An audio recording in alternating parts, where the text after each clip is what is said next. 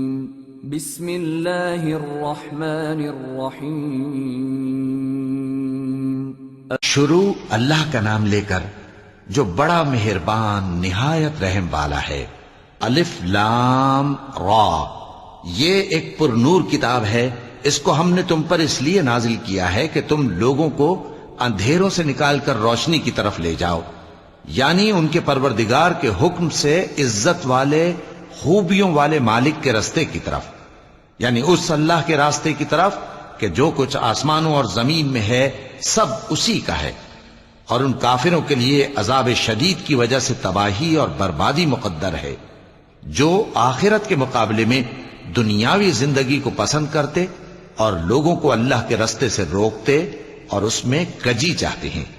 یہ لوگ بڑے دور کی گمراہی میں ہیں، اور ہم نے کوئی پیغمبر نہیں بھیجا مگر وہ اپنی قوم کی زبان بولتا تھا تاکہ انہیں احکام الہی کھول کھول کر بتا دے۔ پھر اللہ جسے چاہتا ہے گمراہ رہنے دیتا ہے اور جسے چاہتا ہے ہدایت دیتا ہے، اور وہ غالب ہے، حکمت والا ہے۔ اور ہم نے موسیٰ کو اپنی نشانیاں دے کر بھیجا کہ اپنی قوم کو تاریکیوں سے نکال کر روشنی میں لے جاؤ اور ان کو اللہ کے دن یاد دلاؤ، اور اس میں ان لوگوں کے لیے جو صابر و شاکر ہیں نشانیاں ہیں۔ اور جب موسیٰ نے اپنی قوم سے کہا کہ اللہ نے جو تم پر مہربانیاں کی ہیں ان کو یاد کرو، جبکہ اس نے تم کو فرعون کی قوم سے رہائی بخشی، وہ لوگ تمہیں برے برے عذاب دیتے تھے اور تمہارے بیٹوں کو مار ڈالتے تھے اور تمہاری لڑکیوں کو زندہ رہنے دیتے تھے، اور اس میں تمہارے پروردگار کی طرف سے بڑی آزمائش تھی۔ اور جب تمہارے پروردگار نے تم کو آگاہ کیا کہ اگر شکر کرو گے تو میں تمہیں زیادہ دوں گا، اور اگر ناشکری کرو گے تو یاد رکھو کہ میرا عذاب بھی سخت ہے۔ اور موسیٰ نے صاف صاف کہہ دیا کہ اگر تم اور جتنے اور لوگ زمین میں ہیں سب کے سب ناشکری کرو تو بھی اللہ بے نیاز ہے، قابل تعریف ہے۔ بھلا تم کو ان لوگوں کے حالات کی خبر نہیں پہنچی جو تم سے پہلے تھے، یعنی نوح اور عاد اور سمود کی قوم اور جو ان کے بعد تھے، جن کا علم اللہ کے سوا کسی کو نہیں۔ جب ان کے پاس ان کے پیغمبر نشانیاں لے کر آئے تو انہوں نے اپنے ہاتھ ان کے منہوں پر رکھ دیے کہ خاموش رہو، اور کہنے لگے کہ ہم تو تمہاری رسالت کو تسلیم نہیں کرتے، اور جس چیز کی طرف تم ہمیں بلاتے ہو ہم کو اس میں بھاری شک ہے۔ ان کے پیغمبروں نے کہا، کیا تم کو اللہ کے بارے میں شک ہے جو آسمانوں اور زمین کا پیدا کرنے والا ہے؟ وہ تمہیں اس لیے بلاتا ہے کہ تمہارے گناہ بخشے اور ایک مدت مقرر تک تم کو مہلت دے۔ وہ بولے کہ تم تو ہمارے ہی جیسے آدمی ہو، تمہارا یہ منشا ہے کہ جن چیزوں کو ہمارے بڑے پوجتے رہے ہیں ان کے پوجنے سے تم ہمیں روک دو، تو اچھا کوئی کھلی دلیل لاؤ، یعنی معجزہ دکھاؤ۔ پیغمبروں نے ان سے کہا کہ ہاں ہم تمہارے ہی جیسے آدمی ہیں، لیکن اللہ اپنے بندوں میں سے جس پر چاہتا ہے نبوت کا احسان کرتا ہے، اور ہمارے اختیار کی بات نہیں کہ ہم اللہ کے حکم کے بغیر تم کو تمہاری فرمائش کے مطابق معجزہ دکھائیں۔ اور اللہ ہی پر مومنوں کو تو بھروسہ رکھنا چاہیے، اور ہم کیوں اللہ پر بھروسہ نہ رکھیں حالانکہ اس نے ہم کو ہمارے دین کے سیدھے رستے بتائے ہیں، اور جو تکلیفیں تم ہم کو دیتے ہو اس پر ہم صبر کریں گے، اور اہل توکل کو تو اللہ ہی پر بھروسہ رکھنا چاہیے۔ اور جو کافر تھے انہوں نے اپنے پیغمبروں سے کہا کہ یا تو ہم تم کو اپنے ملک سے باہر نکال دیں گے یا تم ہمارے مذہب میں واپس آ جاؤ۔ پس ان کے پروردگار نے ان کی طرف وحی بھیجی کہ ہم ظالموں کو ہلاک کر دیں گے اور ان کے بعد تم کو اس زمین میں آباد کر دیں گے۔ یہ اس شخص کے لیے ہے جو قیامت کے روز میرے سامنے کھڑے ہونے سے ڈرے اور میرے عذاب سے خوف کرے۔ اور پیغمبروں نے اللہ سے فتح چاہی اور ہر سرکش ضدی نامراد رہ گیا۔ اس کے پیچھے دوزخ ہے اور اسے پیپ والا پانی پلایا جائے گا، وہ اس کو گھونٹ گھونٹ کر کے پیے گا اور گلے سے نہیں اتار سکے گا، اور ہر طرف سے اسے موت آ رہی ہوگی مگر وہ مرنے میں نہیں آئے گا، اور اس کے بعد سخت عذاب ہوگا۔ جن لوگوں نے اپنے پروردگار سے کفر کیا ان کے اعمال کی مثال راکھ کی سی ہے کہ آندھی کے دن اس پر زور کی ہوا چلے جو اسے اڑا لے جائے۔ اسی طرح جو کام وہ کرتے رہے ان پر ان کو کچھ قابو نہ ہوگا۔ یہی تو پرلے سرے کی گمراہی ہے۔ کیا تم نے نہیں دیکھا کہ اللہ نے آسمانوں اور زمین کو تدبیر سے پیدا کیا ہے؟ اگر وہ چاہے تو تم کو نابود کر دے اور تمہاری جگہ نئی مخلوق پیدا کر دے، اور یہ اللہ کو کچھ بھی مشکل نہیں۔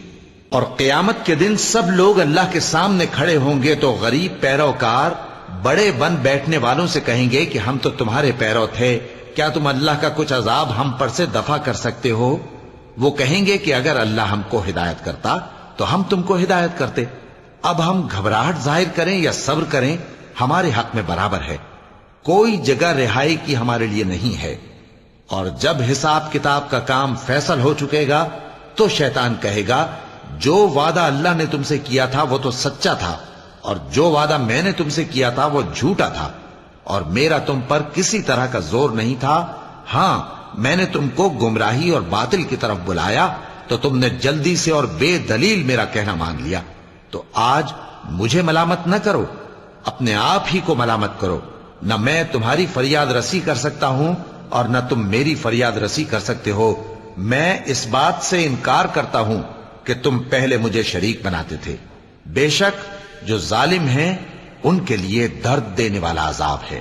اور جو ایمان لائے اور عمل نیک کرتے رہے وہ بہشتوں میں داخل کیے جائیں گے جن کے نیچے نہریں بہہ رہی ہیں۔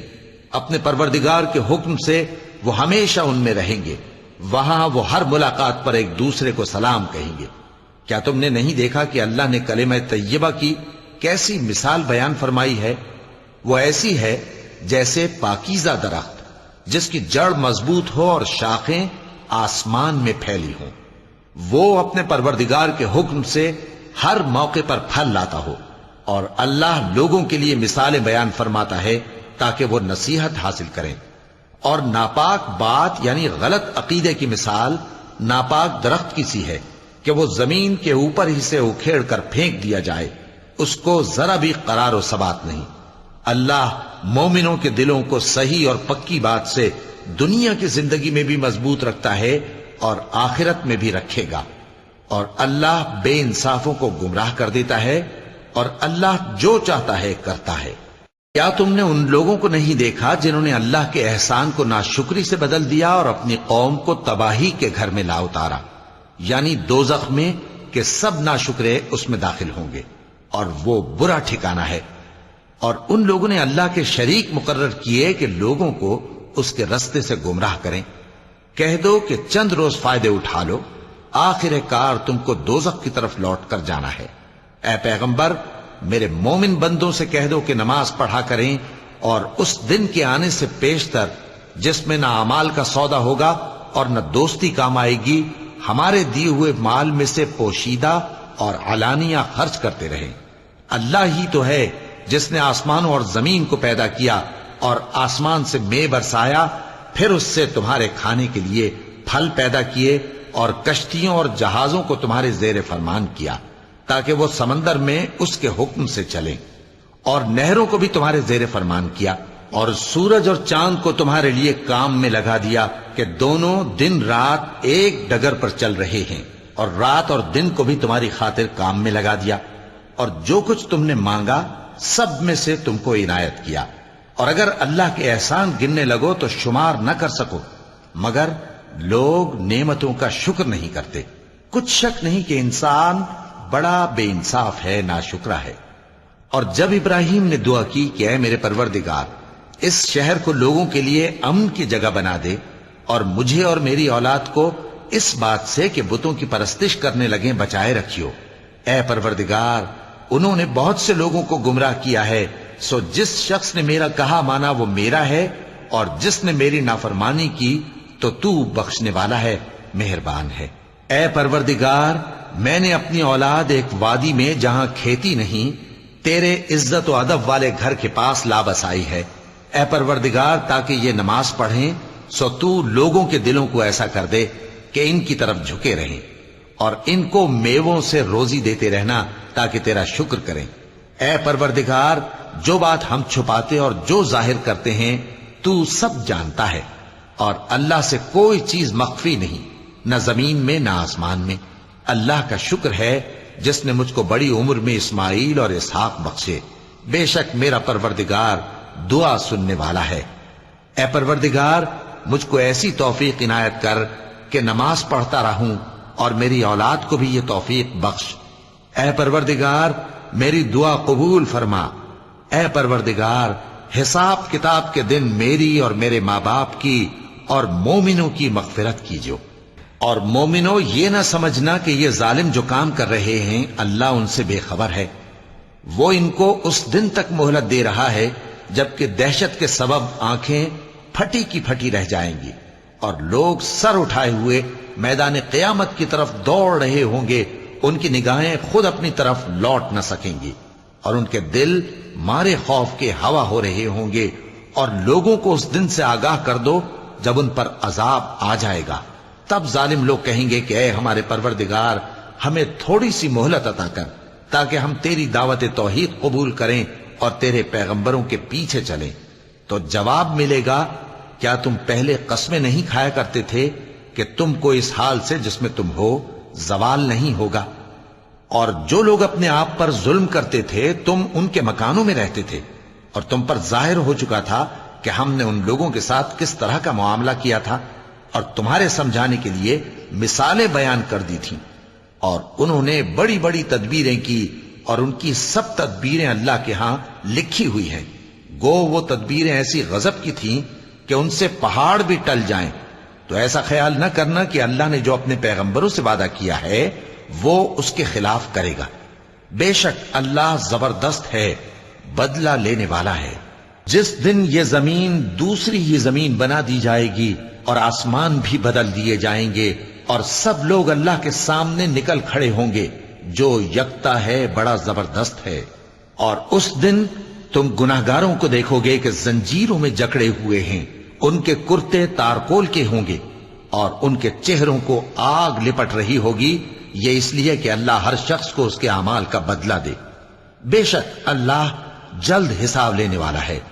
یہ قرآن لوگوں کے نام اللہ کا پیغام ہے تاکہ ان کو اس سے ڈرایا جائے اور تاکہ وہ جان لیں کہ وہی اکیلا معبود ہے اور تاکہ اہل عقل نصیحت حاصل کریں۔ صدق اللہ العظیم۔